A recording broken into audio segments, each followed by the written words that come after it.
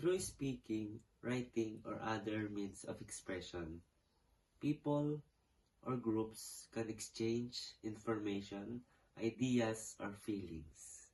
This process is known as communication because it promotes comprehension, make connections, and eases cooperation. Moreover, communication is important in both personal and professional settings. Without communication, miscommunication comes up, collaboration decreases, and advancement comes to an end.